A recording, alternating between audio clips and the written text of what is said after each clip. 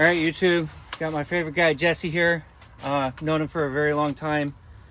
Gonna start digging into the head gasket for the Sonic 2015 1.8, I believe. I've got all the gaskets and things. I have preemptively taken some parts off of the engine. Pan down to here. Took off the airbox. The spark package here, taking off all the accessory wires and stuff. From what I understand, I don't have to necessarily remove the entire intake assembly in the back and remove it, that I can just drop it back, from what I understand. I have the cam exposed and the battery out, of course, but we're going to kind of dig into this and see where we're at, and we're kind of bumming it in a tent. So it is probably one of the best additions to somebody who's doing stuff outside. So yeah, now that you're all motion sick, I hope you guys enjoy the show. We're gonna kind of clip out, do some work, come back in, do a little explanation, and then go from there. But just so you guys understand, this is a blown head gasket. My wife called me. She asked me for some radiator fluid. We were about 3/4 of a gallon shy. I noticed the oil was a little bit low. Seemed like a tomorrow issue. Tomorrow came, and then I purged the air out of the radiative system and then checked the oil, only to find this mess. So if it's broke, how much broke can I get it? So that's the key. Fix what you can, and if you can't, whatever. So we'll see how it goes. Okay, hold on. I just started cleaning this, and I was like, you know what? Maybe I should make an update video. Jesse and I, we found that we don't see anything suspect on the top end of this valve cover, or this, and when we drained the oil looked like regular oil.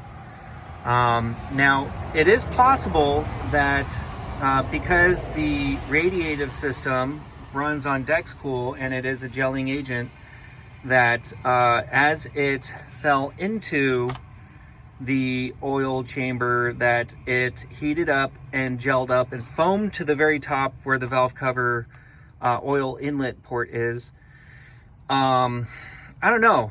I was missing 3/4 of a gallon, and that seems highly suspect that the only foam that we saw was sitting on just the cap. I mean, it had maybe 3 tablespoons of foam sitting on the top, but nothing else seems suspect, which was wild to me. So what I'm going to do is I'm going to go ahead and start cleaning up my surfaces, and then I'm going to change the valve cover gasket, because there is, a little bit of oil sitting down in there on number 4 and number 2.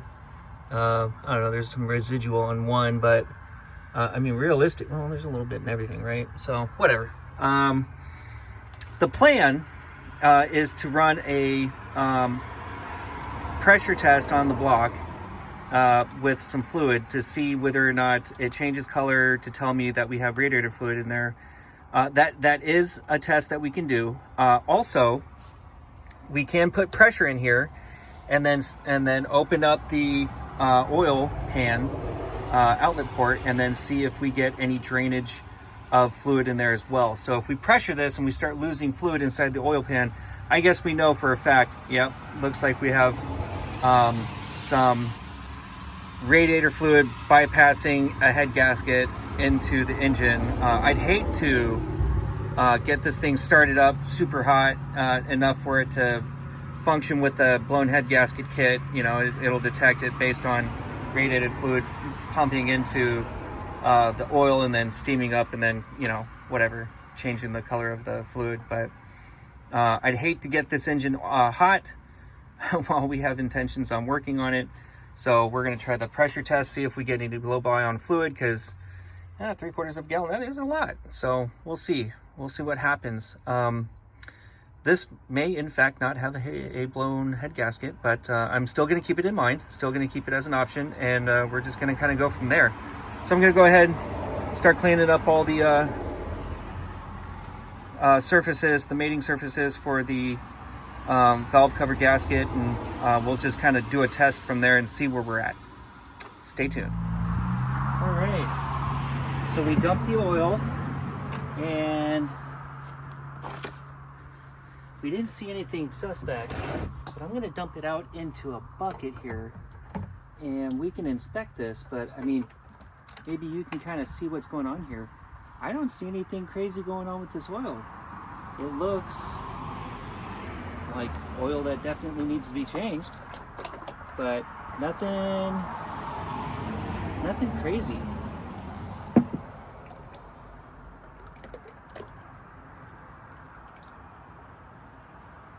I mean, I'll get you a close-up on it, but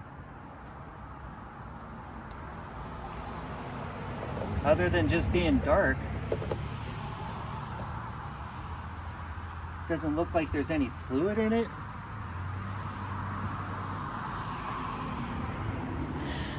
Just looks like dirty oil. All right, I'm gonna pull up on the hose and we're gonna see this all. Yeah, baby. There it is. There's our leak. It is not a blown head gasket, everybody. Now, that's crazy. Now, just to zoom out a little bit, see this catastrophe that we have here. Actually, I don't know if I just made you guys dizzy or not. Actually, I think this is the way I'm supposed to be. So, yeah, woo! So it looks like this radiative system that comes from the pump across over to this side, looks like that connection is blown. So it's not the head gasket, which is great, and we're just gonna have to figure out what that is and see how we can alleviate that. Stay tuned. Saga continues, folks. We put it under pressure, and I don't know if you can see that hose connector right there, right in the middle. We put it under pressure, and we noticed that we weren't getting a leak where we installed this part back again. But when we did put it under pressure, we noticed we were leaking right there. And that type of connector is kind of like that one right there. And the crazy part is that there is a gasket that was on it that looked like it got pretty hammered, honestly. So it makes me question whether or not this one is faulty as well, because when we did open it, we did see a bunch of debris here. Mind you, this does have liquid on there because I did remove that because I thought I had to remove this for installation of this part right here, those bolts, which were a pain in the butt to get to, but we did get it, and we put it under pressure, and it seemed like that one was the one that failed first, and it failed at about 15 psi. So multiple points of failure, and thank God Jesse's here with his pressure tester, because that is becoming its weight in gold. The saga continues.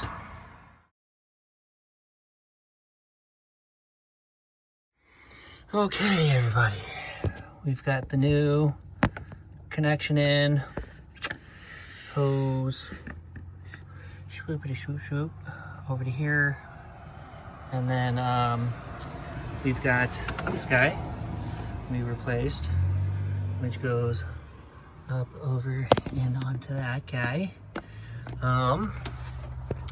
Put this thing under 20 psi and waiting to see what's going on. Looks like it's actually kind of dropping because I had it right on 20. Yeah, it's kind of dropping, huh? We'll see. I'm sure I can. All right, viewers, everything's buttoned up. We got oil in it. We purged the radiative system. We disconnected the two radiative sending hoses, whatever the heck those were.